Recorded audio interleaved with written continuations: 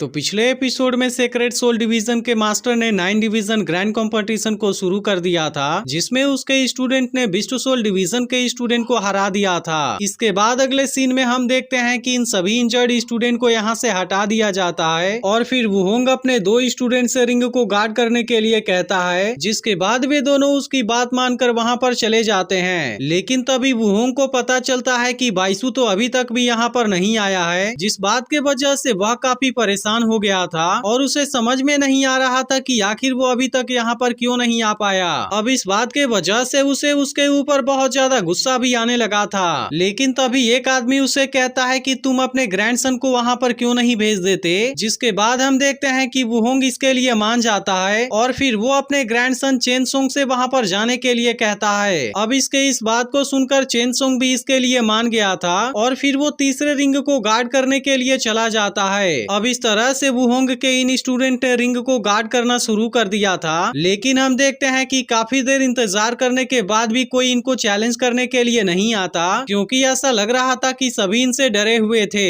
यह देख वुहोंग कहता है कि मेरे स्टूडेंट को किसी ने भी चैलेंज नहीं किया, इसीलिए वो इन तीनों को रिंग मास्टर का चैंपियन अनाउंस कर देता है और इसके बाद वे तीनों फिर से नीचे आ जाते हैं। तभी यह देख डेनियल के साथ वाला एक लड़का कहने लगता है कि इसमें से ज्यादातर लोग तो किसी को चैलेंज भी नहीं कर रहे और इसीलिए वो कहता है कि अगर फिर ऐसा ही चलता रहा तो फिर इस गेम के अंदर तो कोई भी एडवेंचर नहीं आएगा। तब उसकी यह बात सुनकर उसके साथ वाला स्टूडेंट कहता है कि अगर तुम इस गेम के अंदर अभी जख्मी हो गए तब इसके बाद होने वाले ट्रायल में तुम कुछ खास परफॉर्मेंस नहीं कर पाओगे और इसीलिए सभी लोग इस गेम के अंदर अभी अपने एनर्जी को बचा कर रखना चाहते हैं। वहीं दूसरी तरफ हम देखते हैं कि अब किसी दूसरे डिवीजन के 3 स्टूडेंट रिंग को गार्ड करने के लिए चले गए थे, लेकिन इस बार भी उनको चैलेंज करने के लिए वहाँ पर कोई नहीं जाता, जिसके वजह से वो सभी ऐसे ही रिंग मास्टर बन जाते हैं। अब इसी तरह से इसके बाद रिंग को गार्ड करने के लिए दूसरा ग्रुप जाता है, लेकिन हम देखते हैं कि हर बार की तरह इस बार भी इनको कोई चैलेंज करने के लिए नहीं आता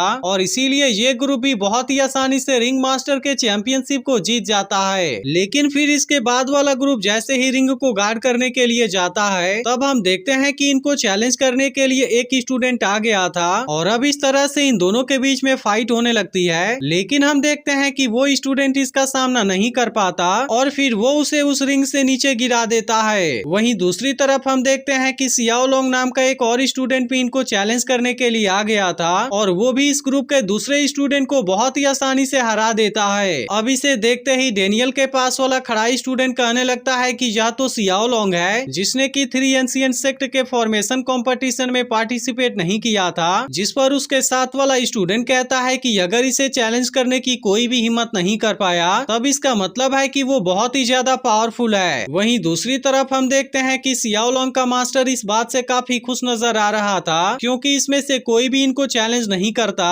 और इस तरह से वो भी रिंग मास्टर के चैंपियनशिप को जीत जाते हैं। अब इसी तरह से अगले सीन में किसी दूसरे डिवीजन के 3 स्टूडेंट रिंग को गार्ड करने के लिए आते हैं, लेकिन तभी हम देखते हैं कि इनको चैलेंज करने के लिए 3 स्टूडेंट आ जाते हैं, जिसके बाद अब इन दोनों ग्रुप के बीच में फाइट होती है और दूसरा वाला ग्रुप इन सभी को बहुत ही आसानी से हरा देता है। लेकिन इसके बाद अब इन सभी को चैलेंज करने के लिए वहाँ पर कोई भी नहीं आता और इस तरह से ये तीनों भी रिंग मास्टर के चैंपियनशिप को जीत जाते हैं। अब इसके बाद हम देखते हैं कि सियाओ और उसके साथ वाले 2 स्टूडेंट रिंग को गार्ड करने के लिए आ गए थे, लेकिन तभी सियाओ को चैलेंज करने के लिए वहाँ पर एक स्टूडेंट आ जाता है, जिसके बाद हम देखते हैं कि इन दोनों के बीच में फाइट होने लगी थी। लेकिन असल में वो स्टूडेंट सियाओ से ज्यादा ताकतवर लग रहा था, इसीलिए उसका सामना करने में सियाओ को काफी दिक्कत भी हो रही थी। अब इस तरह से सियाओ उसके सामने ज्यादा देर के लिए नहीं टिक पाती और फिर वो स्टूडेंट सियाओ को बहुत ही आसानी से हरा देता है। वहीं दूसरी तरफ हम देखते हैं कि बाकी चीफ भी इस मैच को देख रहे थे और मिस विंग को अपने स्टूडेंट के बारे में चिंता हो रही थी। तभी इसी बीच हम देखते हैं कि सियाओ के हार जाने के वजह से मेंगई काफी परेशान होने लगी थी और फिर वो टैन्यू से कहने लगती है कि आखिर वो कैसे हार गई, जिस पर टैन्यू कहता है कि सियाओ ने वेपन रिफाइनिंग को प्रैक्टिस करने में बहुत ज्यादा टाइम लगा दिया था और इसी वजह से उसके ट्रेनिंग प्रोसेस में बहुत ज्यादा देरी हो गई। इसके बाद मिस विंग अनाउंस कर देती है कि हमारे डिवीजन के 2 स्टूडेंट इसमें हार चुके हैं और इसीलिए अब इसमें वो केवल टैन्यू को चुनती है। लेकिन अब इसके इस बात को सुनकर उसके कुछ और स्टूडेंट इसके लिए रिक्वेस्ट करने लगे थे और फिर वो कहने लगते हैं कि हमें इसमें जाने दीजिए। लेकिन इस पर मिस विंग कहती है कि तुम सभी को इसके बारे में गुस्सा होने की जरूरत नहीं है, क्योंकि अल्केमी स्टूडेंट का मेन फोकस अल्केमी होता है, जिसके वजह से वो दूसरे डिवीजन के स्टूडेंट के तुलना में थोड़े से कमजोर होते हैं। लेकिन फिर भी मिस विंग कहती है कि यह चीज बहुत ही नॉर्मल है और इसीलिए वो इनको इसके बारे में चिंता करने से मना कर देती है। इसके बाद वो इन दोनों से कहती है कि तुम दोनों तो पहले से ही एक लो लेवल वाले ग्रेट अल्केमिस्ट हो, इसीलिए मुझे लगता है कि अल्केमी में तुम दोनों का फ्यूचर बहुत ही बड़ा होगा, और इसीलिए वो इन दोनों को इसमें पीछे हट जाने के लिए कहती है। लेकिन तभी इसी बीच हम देखते हैं कि मेंगई भी टैन्यू के साथ में जाना चाहती थी और इसीलिए वो मिस विंग के सामने इसके लिए रिक्वेस्ट करने लगती है। लेकिन तभी इसके इस बात को सुनकर टैन्यू उससे पूछता है कि तुमने इसे कहां से प्रैक्टिस किया, जिसके बाद मेंगई टैन्यू को इसके बारे में बताती है। जिसके बाद हम देखते हैं कि टैन्यू भी अब इसके लिए मान गया था और वो इसके लिए मिस विंग से भी रिक्वेस्ट करता है। तब इसके इस बात को सुनकर मिस विंग भी इसके लिए मान जाती है और वो टैन्यू को इसकी परमिशन दे देती है। लेकिन इसी के साथ वो मेंगई से कहती है कि तुम इसमें केयरफुल रहना, क्योंकि अगर तुम इसमें फेल भी हो गई तो इस बात से मुझे कोई प्रॉब्लम नहीं है, क्योंकि असल में मिस विंग को टैन्यू के ऊपर पूरा यकीन था और इसीलिए वो कहती है कि टैन्यू अकेले ही वुलोंग लिस्ट के लिए कम्पीट करने के लिए काफी है। इसके बाद अगले सीन में हम देखते हैं कि टैन्यू और मेंगई रिंग को गार्ड करने के लिए चले जाते हैं। लेकिन अब टैन्यू को वहाँ पर देखते ही बहुत से स्टूडेंट काफी गुस्सा हो गए थे,